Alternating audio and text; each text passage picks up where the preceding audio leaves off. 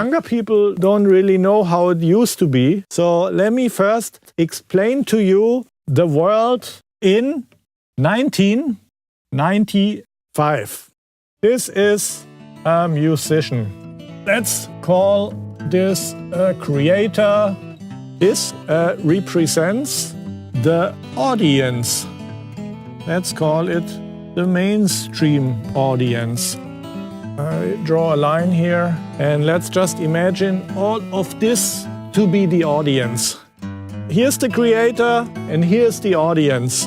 Tough in 1995 between the creator and the audience, and you will get the idea. Name a title of a Pink Floyd album. Nick, what do you think? The Big River. Yeah. There was a wall between the creator and the audience, mainly because of 5 old men.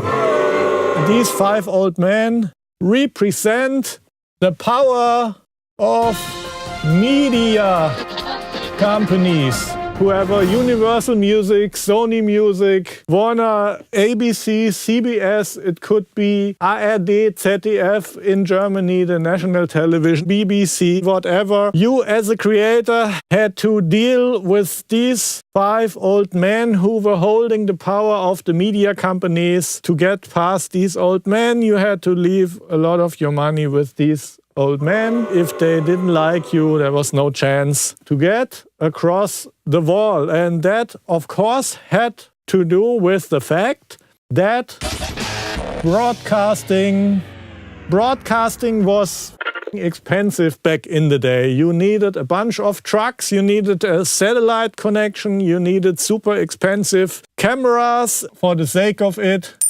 Lots of dollars required to do broadcasting. These 5 old men invested in expensive broadcast equipment. Let's give some empathy for these old men. They were just looking after the companies and they wanted to make sure that they could make a buck and they could afford all the broadcasting and distribution, production. It's everything. Back in the day, it was necessary. There was no smartphone. Yeah. 1995, I had to go to the post office where they had the telephone books of all of Germany. Telephone book. Nobody knows what this is. Ask your grandma. Told the secretary a crazy, weird story until she finally gave me an appointment. Took my tape.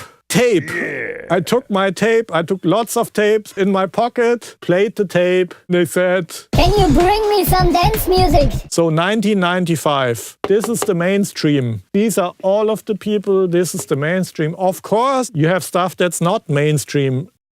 Call it hip-hop underground. The 5 old men were sitting in front of the mainstream audience. There were some spaces outside of mainstream. LGBT, German folk, Christian music. You get the idea. There is stuff outside of mainstream. The 5 old men didn't really care. For example, a guy called, let's call him Puff Daddy, really believed in hip-hop, so he got a bunch of hip-hop artists like the Notorious B.I.G., started a label, Hip-Hop Underground became closer to mainstream. Because he was already in there, the 5 old men came and gave him a lot of dollars. The difference is 5 old men came to him. Helps a lot. When the 5 old men came to you with a checkbook, what number do you want me to put in the checkbook? He made it past the wall without going through the 5 old men, and this happens only from outside. He started already past the wall. Internship in a record company, independent record company. 1988, the 5 old men wouldn't deal with hip-hop, so you could just do an internship with an indie hip-hop label. The situation was up even for indie artists. Next to the 5 old men, you had lots of, and there's more on the other side, lots of young men, and these could be independent music magazines, press people, but you had to get past them. It was maybe a little bit easier, but you had to go past some gatekeepers. You had gatekeepers everywhere, and the only chance was to really be in the system and find the next trend, find stuff that's underpriced. When Puff Daddy came to Notorious B.I.G., this was early days, and Puff Daddy bought Notorious B.I.G. for less than what he sold him to the Five Old Men. Underpriced areas, underpriced attention mainly, which is a term from Gary Vaynerchuk. I day trade attention and build businesses. Look him up on YouTube if you want to know more. Good example is MTV. When they started and they said, okay, now we make a music TV channel. Bunch of artists said, okay, this is how Michael Jackson, Prince and Madonna became the biggest stars ever. So, 1995 world, the world was never up for people who understood underpriced attention. If you found something that the Five Old Men didn't know yet it's gonna come, if you had a feeling for what was gonna come, you could buy it underpriced and then from intern to the biggest in the world. So this was the situation in 1995. There was no chance for little Mark Mozart creator to get through this wall. So actually the way I got into the system was exactly underpriced stuff, because I went to Hamburg, where the German record companies were all located. They said, oh, it's good pop music, but we need this thing called dance music. And it was a little earlier than 1995, but it was at the time, and they saw it on the charts. Holy shit. Small labels marketed Dance music. had huge dance hits, and the big labels, they didn't even know where to get the dance music from. They never cared for dance music, so they didn't even know one DJ. We are not aware of the underground network. The DJs didn't know any major labels, and they didn't need to know any because they had small labels who were buying it underpriced for much less than they could sell it for. So the small labels gave somebody 1,000 German marks advance and then made tens of millions of dollars every week around the world. Even America in 1995 was buying Euro Dance music. from Germany. I was from Frankfurt area and they knew Frankfurt, there was something happening. So I heard the guy in the label saying, dance music. They wouldn't know where to get it. So I went home, made some Euro dance music, went back to them and boom, catching, got the deal. Underpriced attention works all the time. You had to get to the old man to get your content to the mainstream. They had the power of distribution, and only the power of distribution would reach across the wall to the consumers. Now we are turning the world upside down. It's a different model. It's a different world. Faga. What's Faga? Facebook. And Facebook, of course, owns Instagram and WhatsApp.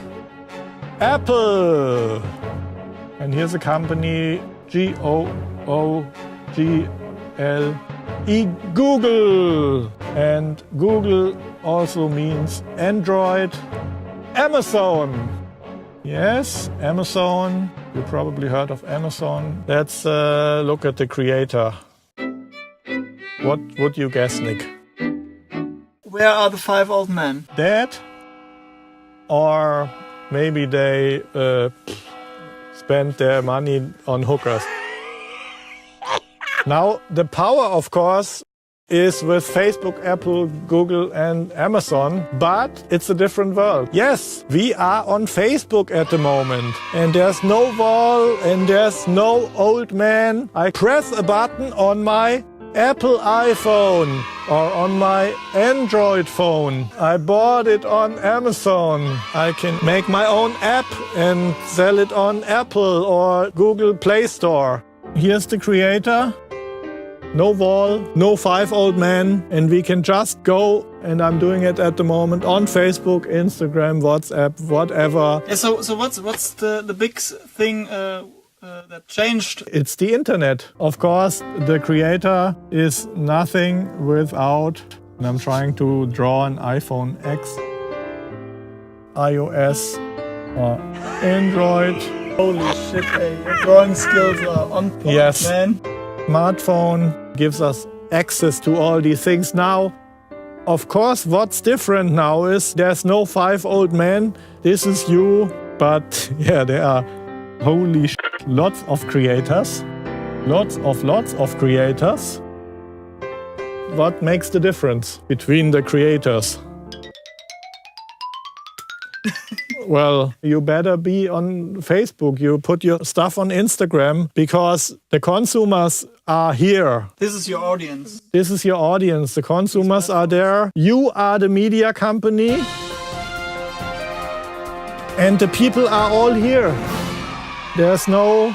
You just go live on Facebook, show them what you're doing. And what's also a big difference, you remember I was differentiating between a mainstream audience and a niche audience. The 5 old men were always the gatekeepers for the mainstream audience. If you do something completely outside of mainstream, the situation also changed, because if Nick is a big fan of the Smurfs, I would do an Instagram Smurf page and every day make pictures of his Smurf collection. You show your Smurf collection and you will have fans, because there are lots of fans of Smurfs out there. When you go on Instagram, typically the people that look after my stuff on Instagram, they type in mixing console, your mix sucks.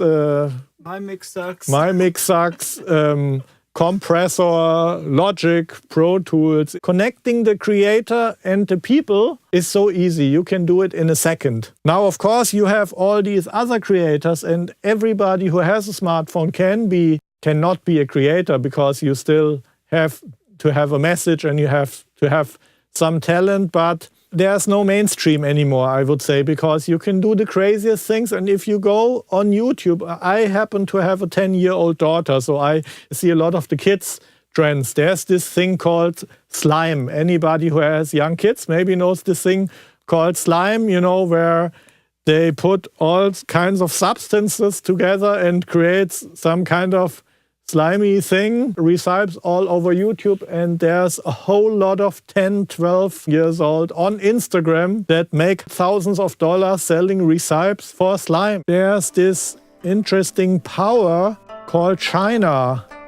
which also adds to this whole thing. Amazon gets a lot of their products from China, and they're very clever and fast. They spot trends very early. China can manufacture anything, even on demand. And if you know the next trend, what's coming, you can promote it on Instagram, get the product from China and sell it through Amazon. You never even have to see the product. You don't have to ship the product. You do a Shopify website where you do a shop for Smurfs, slime, mermaids, whatever is something you're interested in. We get interesting questions, and like a really interesting question is, what happens if I post too much and I get on people's nerves on social media? The only people who get on my nerves on social media is probably Kim Kardashian.